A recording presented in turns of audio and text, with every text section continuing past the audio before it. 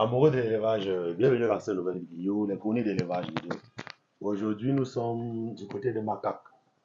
Donc, c'est un arrondissement Département du Nord-Ekele. dans le département d'Union-Ekele. Nord-Ekele. Donc, proche de Zeka et Yaoundé. Yaoundé. Voilà. Donc, nous sommes sur le site d'un de nos apprenants qui a suivi sa formation. Et après sa formation, il a voulu que nous effectuions une descente sur le terrain. Parce que lui, il fait déjà dans l'élevage des porcs ici. Et il a envie d'améliorer ses résultats. Donc, il nous a invités sur le site pour faire une étude de son projet et pour lui apporter des conseils qui vont l'aider à mieux rentabiliser son projet. Donc, nous sommes là comme ça avec monsieur Samuel. Voilà. Samuel, comment allez-vous? Ça va? Bien, bien, et vous, monsieur? Ouais, comment se porte la ville de Macac ce matin? Ah, nous sommes là avec les coupures. Il Nous sommes là. y a trop de coupures ici. Trop de coupures. Ok, ok. Ouais, comment est le secteur de l'élevage ici en général? Parce que je vois vous avez envie vraiment d'entrer dans l'activité en général déjà ici. Comment est le secteur? Parce que moi, depuis que j'ai un peu marché là, puisqu'on a fait le tour, moi je constate que je n'ai pas vu de ferme. Bon, c'est à toi de me dire comment est le secteur de l'élevage ici. Bon, je peux vous rassurer que le secteur d'élevage à Macac, Oui, c'est un peu compliqué oui. au niveau de l'alimentation. Mhm, Parce que nous n'avons pas de provenderie ici oui. qui peut nous fournir de l'aliment. Mhm, Et et ce qui est un peu récurrent ici, c'est que nous avons des races locales oui, qui ne peuvent pas produire. oui, Vous avez les porcs peut-être d'un an qui vous ressemblent aux porcelets de 2 mois. oui, Donc, quand vous voyez alors ça décourage un peu. oui. Donc, c'est en train de décourager beaucoup d'éleveurs ici Oui. chez nous. Ils sont en train d'arrêter. Bon, pourquoi les éleveurs qui sont ici, ils savent déjà, ce n'est plus un secret de polichinelle. Ils savent déjà qu'ils doivent avoir les races améliorées et une bonne alimentation pour pouvoir avoir de très bons résultats. Pourquoi ils ne cherchent pas à améliorer les races? Il y a même d'abord les éleveurs dans la zone. Pas trop. Hein? Pas trop. L'élevage qui domine ici, c'est quoi? C'est les poulets ou Les c'est poulets les de porcs? chair. Les poulets Les de poulets chair. de chair. Et au niveau de la commercialisation, ça se passe comment ici? Bon, on a un marché des vivres là-bas en haut qui se passe entre mercredi et samedi. Oui, Donc, si tu produis les poulets de chair ici, tu es seulement obligé de monter avec ça au marché oui. le mercredi pour vendre. Et tu Oui. peux vendre même 2 ou 3. Ou 3 poulets. Donc, Donc, 3 ça veut dire poulets. que si un éleveur ici a une très grande production, il sera très difficile pour lui d'écouler ça sur le marché Oui, local. effectivement. Donc, ça veut dire que si tu peux au marché, le marché c'est d'abord 2 jours. Vous avez 2 dit jours, mercredi et samedi. mercredi et samedi. Donc, Oui. la terre n'est pas comme dans certaines zones. Oui. Et ça veut dire que ce jour-là, si tu vends 2 ou 3 poulets, Oui. donc ça veut dire qu'on ne peut pas vraiment considérer ça comme un marché. C'est Mais vrai. pourtant, vous n'êtes pas loin de Yaoundé Nous ici. ne sommes pas loin de Yaoundé. Et pourquoi vous n'envoyez pas les produits à Yaoundé? La difficulté, c'est quoi? Ce sont le transport et les dépenses. Et les dépenses. Et les dépenses. Oui. Oui. Donc ça veut dire que si tu produis ici pour arriver seulement à Yaoundé, ça va finir encore tout ton bénéfice. Tout le bénéfice vraiment. Voilà, Tout le parce que j'ai bénéfice. Non constaté seulement l'achat de l'aliment finit déjà le bénéfice et le transport et le encore pour aller transport, vendre oui, finit encore le il finit le bénéfice. bénéfice. Voilà. Je vois un peu. Mais déjà, tu vas savoir que toi, tu as choisi un meilleur secteur, tu vois. Tu as choisi un meilleur secteur qui est l'élevage de porc, tu vois. Le porc déjà en général, comme je dis toujours, c'est la viande que pour vendre on ne souffre pas, tu vois. Moi, j'ai été surpris de faire le tour de la ville avec toi et de constater que ce sont les musulmans. Donc, ce sont les musulmans qui ont gagné le coin avec la viande de bœuf et de mouton. Il n'y a aucun four de braise où on vend le porc. J'ai vu jusqu'à pratiquement 2 fours. 2 fours de braise à 3 fours de braise là-bas au centre-ville. Et j'ai vu presque pratiquement plusieurs bars. Tu ne vois pas que tu peux facilement te concentrer sur ta production. Tu évites peut-être de penser au boucher. Tu évites peut-être de penser que tu peux vendre les porcs à Yaoundé ou à Douala, tout ça. Tu te concentres, tu sais que non. Chaque semaine seulement, même si la consommation ici n'est pas élevée, on se comprend. Ce qui est sûr, ça c'est un arrondissement. Tu ne peux pas me dire que tu as tué un porc, tu n'as pas pu vendre ici en 3 jours. Supposons qu'il n'y a pas vraiment assez d'affluence pour pouvoir sortir un porc en une journée. Mais tu ne peux pas me dire qu'avec un porc, tu ne peux pas vendre ceci en 3 jours. D'ailleurs que le jour du marché et le week-end, tel que vendredi, samedi, dimanche, gars, ça finit. Ça finit. Hein? Sois sérieux, tu vois. Monsieur. Et pourquoi depuis vous n'avez pas pensé à ça? Non, le problème c'est que je n'ai pas de production ici. Donc je n'ai pas de sujets pour aller essayer peut-être pour faire. C'est ça que je dis donc que ce qu'il faut faire présentement, c'est de voir comment tu vas te lancer dans l'engraissement. Donc tu dois sortir, tu te lances franchement dans l'engraissement. Même si c'est difficile, puisque j'ai constaté que pour arriver ici, il faut forcément prendre que le train. Il faut prendre le train. Et ça veut dire que même pour les marchandises, il faut mettre les marchandises dans le train. Il n'y a pas de problème. L'aliment peut te revenir cher. L'aliment peut te revenir cher au niveau du coût et du transport, on se comprend. Mais tu rattrapes ça au niveau de la vente. Je ne sais pas si on se comprend bien. Tu rattrapes ça au niveau de la vente. Parce que regarde dans la zone, il n'y a pratiquement pas d'éleveurs de porc. On se comprend. Il n'y a pratiquement pas de point de vente de porc. Pourtant, tout le monde sait que la viande de porc est la viande la plus consommée au monde. Est-ce que tu sais qu'on consomme même le porc au Cameroun plus que le bœuf que tu vois là-bas en route? On consomme le porc plus que le mouton que tu vois là-bas en route. Mais ces gens-là font comment pour vendre? Ils vendent et ils s'en sortent. Vous, maintenant, qui avez la possibilité de partir gagner même tout le marché, vous dormez encore, vous tremblez. Ce n'est pas normal. Hein? Moi, je te rassure que, voici par exemple une truc qui a donné, elle a 10 petits. Tu peux commencer ton élevage de porc avec les 10 petits que je vois ici sur place. Tu comprends? Ils ne font pas trop courir. Ça veut dire que je vois, ils sont déjà de très bonne qualité. Tu te bases seulement à engraisser les 10 petits là. Tu sélectionnes les meilleurs, tu agrandis ton cheptel. Tu relances ton élevage. Le niveau du transport, c'est que ça doit être compliqué. Puisqu'il faut partir à Douala ou à Yaoundé pour chercher l'aliment. Mais tu vas rattraper ça facilement au niveau de la vente. Tu me comprends? Tu ne vends pas au boucher, tu découpes ça, tu braises, gars. Un porc, quand tu vas au boucher, tu gagnes facilement 60 000, 70 000 en fonction de ton coût de production. On se comprend? Quand tu transformes, tu te trouves dans les 150 000. Et sinon, l'avantage que tu auras, tu n'auras pas de concurrent. Tu n'as pas de concurrence. Ça veut dire que c'est le temps pour toi de couper ton morceau, même de respecter ton grammage normal. Parce qu'il n'y a pas de concurrent. Et tu vas voir les gars vont consommer. Tu fais le porc fumé là-bas. Même le porc bouilli, gars, tu vas vendre. Donc, il faut penser à ça. Le problème aussi, c'est que je ne maîtrise pas. Comment braiser le porc, non? C'est ça le problème. Non, tu ne maîtrises pas comment. Je ne maîtrise pas. Pour braiser le porc, tu sais que c'est très simple, tu vois. Quand tu ne maîtrises pas quelque chose, tu essaies d'apprendre, tu vois. Tu te formes et avec le temps, tu vas t'améliorer. Moi-même, je suis un grand braiseur. Je vois souvent les photos. On se forme. Ça veut dire que tu peux décider que non. Et là, tu sais, je viens peut-être à Douala, chez toi là-bas. J'ai fait 2 jours, tu m'apprends un peu comment on fait la braise. C'est fini. C'est qui veut peu dans la vie, tu comprends? Même toi-même, tu peux taper même sur YouTube, tu fais ta recherche. Tu vois comment braiser le porc, tu prends les nécessaires. Tu vois même une femme ici ou même une fille qui connaît faire la braise. Tu dis que montre-moi un peu. Elle fait. Et tu lances. Ou tu vois même un braiseur, tu commences même avec lui. Il fait, tu vois. Tu te formes aussi derrière petit. Et après, maintenant, tu dis que, gars, tu sais, laisse-moi faire un peu ma chose. C'est comme ça qu'on apprend. Tu vois que je te dis que c'est qui veut peu. Donc, le business que tu as négligé depuis là, il faut penser à ça. Pour t'en sortir. C'est pourquoi je vous appelle. Je vous appelle. Moi, j'ai vu le Carrefour, gars. Le Carrefour, j'ai vu les gars, il est encore 12 heures. J'ai vu les gens assis déjà là-bas au bar plein. J'ai visité les bars là-bas, j'ai vu les gens assis au bar plein. Il y a beaucoup plus de familles ici. Dans la soirée, là, c'est les problèmes. Nous-mêmes, nous souffrons ici. Pour manger. Mais toi, tu ne veux pas. C'est moi-même le problème. Vous négligez les opportunités. Je vous dis. Vous négligez beaucoup d'opportunités, gars. Pourtant, ça, c'est une opportunité que tu devais saisir. Il n'y a pas de concurrence pour te faire beaucoup d'argent. Donc, il va falloir que quand je reviens ici, que tu as déjà relancé ça, et que quand je viens ici, on part plutôt s'asseoir sur ton four de braise et que tu vas faire au Carrefour pour manger prochainement. Parce que ça, c'est en fonction de ça que moi, je serais fier. Je serais fier qu'enfin, tu as développé ton activité. Oui.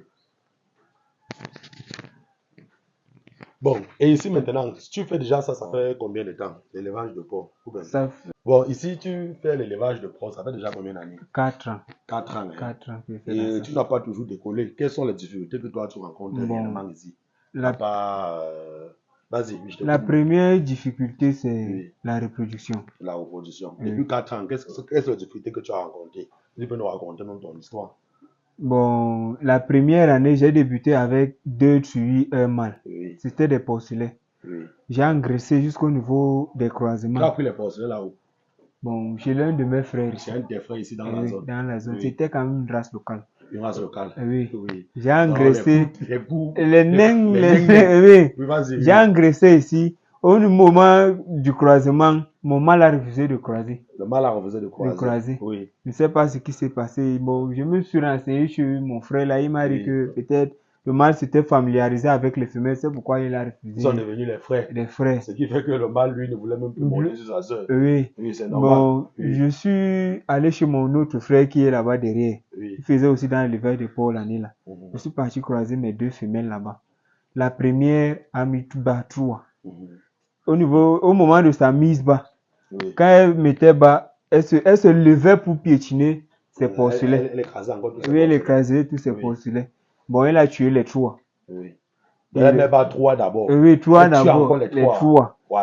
Bon, c'est là où j'ai commencé à attendre la deuxième mise bas. La deuxième mise bas s'est passée, bon, elle a mis 11. Sur les 11, le matin, je viens seulement comme ça, je trouve qu'un est mort. À midi, je trouve que l'autre est mort. Le soir, j'ai enlevé tout ça comme ça.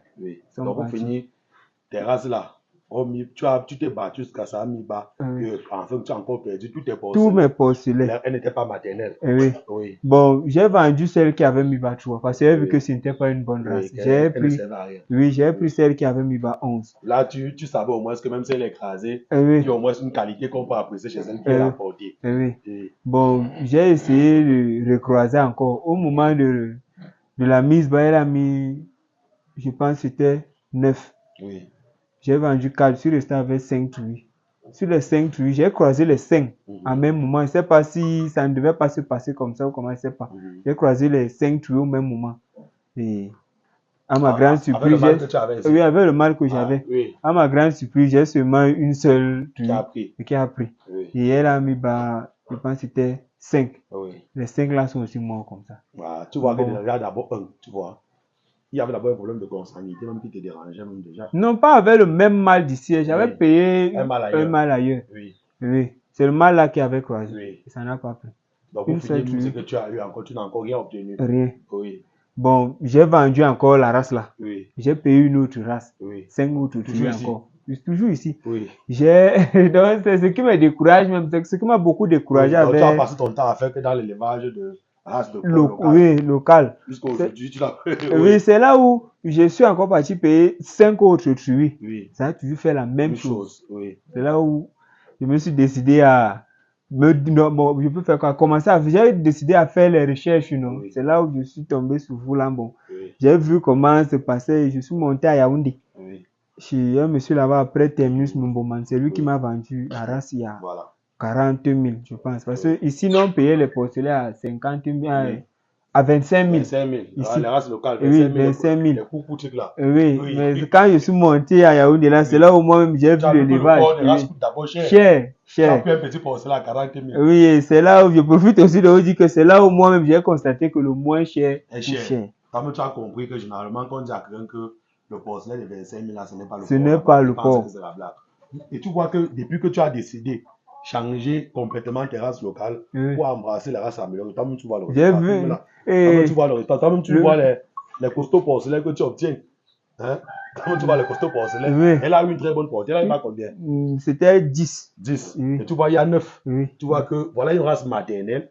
Elle est prolifique. Tu vois, elle a une très bonne portée. Ils sont là à 3 semaines. Voilà, à 3 semaines, tu vois comment ils sont costauds. Tu vois la différence maintenant entre un élevage de races améliorées et un élevage de races locales. Voilà, donc ce que tu vas maintenant faire, ce que je t'ai dit, c'est que avec cette race-là, tu vois, il faut décoller ton élevage avec. Tu comprends, non? Tu décolles ton élevage avec ça. Je te mens pas et tu te bats à faire dans la transformation. Au niveau de la Bresse, comme je t'ai dit, là, tu vas trouver ton compte. Même si l'aliment te revient cher avec le transport de l'aliment, tu vois, mais au niveau de la commercialisation, tu récupères tout. Tu comprends ce que je dis? Voilà. Il faut anticiper. C'est le temps pour toi de gagner de l'argent avant que les gens ne viennent. Avant que d'autres personnes ne viennent. Le temps que tu es en train de perdre là, d'autres personnes sont déjà en train de travailler. De travailler le projet. Pourtant, toi, tu aurais dû te faire beaucoup d'argent. Et dès que quand une personne vient déjà, mais que ça n'a pas de compte, tout, que toi, tu es déjà loin. Parce que c'est que dans un arrondissement, il n'y a pas de fou de braise de porc. Vous faites ça comment? Ok. Ça, c'est les races locales là ici. Ça, c'est une race locale que vous avez ici, que vous avez commencé avec toujours. C'est le reste de ça ici. Et ceux-ci, comme ça, ils ont quel âge? Ils ont 1 an, je pense, 3 mois. 1 an, 3 mois, c'est pas aussi là. 1 an, 3 mois. Non, franchement, et c'est 2 femelles. Oui, 2 femelles. Et vous n'avez pas encore croisé à 1 an, 3 mois. Même pas encore. Et quand vous-même vous regardez, même le fait même de m'appeler ou de chercher même professionnel pour qu'ils vous connaissent. Quand vous regardez les porcs aussi là, 1 an, 3 mois, les porcs là, filmez bien les porcs là, 1 an, 3 mois. D'abord, toi, tu penses que si on tue le porc aussi là, on pèse, il peut faire combien de kilos? Si on pèse, si on tue le porc aussi, on vide. On se comprend, on vide son. On pèse, il va faire autour 30 kilos. 30 kilos, c'est même trop 25 kilos. Et si le boucher prend à 2800, tu vois que le porc, si tu n'as pas 60 kilos. Même pas. Donc ça veut dire que tu es en train de ça, c'est une perte totale. Donc ça, c'est un élevage qui tourne à perte. C'est ce qui Donc nous si ça décourage dépendait même de alors moi-même, ça dépendait même de moi-même, au lieu de passer le temps à nourrir ça déjà, pour perdre, pour continuer à perdre l'argent, oui. vous tuez même déjà ça.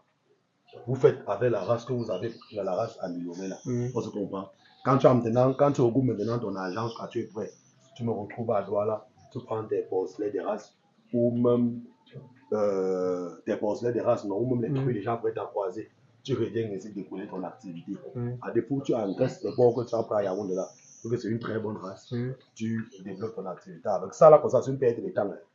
Un porc de 1 an, 3 mois, qui est là, qui a à peine 40 kilos, ça ne sert à rien. C'est une perte totale. On se comprend. C'est normal que depuis 4 ans que tu fais l'élevage de porc, tu n'as pas encore bu une bière avec, c'est normal. Hein? C'est normal. Et maintenant, l'avantage que tu as, tu vois que ici, tu m'as parlé quand même de quelques jeunes, quelques personnes qui ont la volonté d'élever. On se comprend. Ils ont la volonté d'élever, mais la difficulté, c'est que dans la ville de Maca, ils ont que les races locales. Tu vois, ils ont que les races locales, ce qui fait qu'ils se découragent. Tu comprends? C'est maintenant l'occasion pour toi de prendre ça comme une opportunité. Tu comprends? Tu dois faire dans l'élevage de porcs des races, de telle sorte que quand ils viennent chez toi, ils voient un porc qui a mis bas 12, 13, 14, ça se veut le tout. Tu leur montres un porc comme ça. Le porc, c'est un porc de 3 mois. Tu vois, tu leur montres un porc, tu dis que voilà un porc de 3 mois. Et ils ont vu comment ça agrandissait. Mais gars, tu vas te faire beaucoup d'argent. Quand on te demande le kilo de ton porc, tu dis que c'est 3500 le kilo. Tu payes ça sur la balance, tu le vends, tu te fais beaucoup d'argent. Voilà toutes les opportunités que tu dois profiter ici, tu vois. Tu vois que par exemple, s'il y a même les éleveurs, même dans tes alentours, tu comprends, ils savent déjà que non, il y a Samuel de tel côté, dans telle zone-là, qui a les très bonnes races. Ils ne vont plus partir ailleurs chercher, ils vont venir prendre chez toi. Et toi, tu vas aussi les vendre maintenant très cher. Voilà. C'est les opportunités qu'il faut saisir, gars. Tu te fais beaucoup d'argent.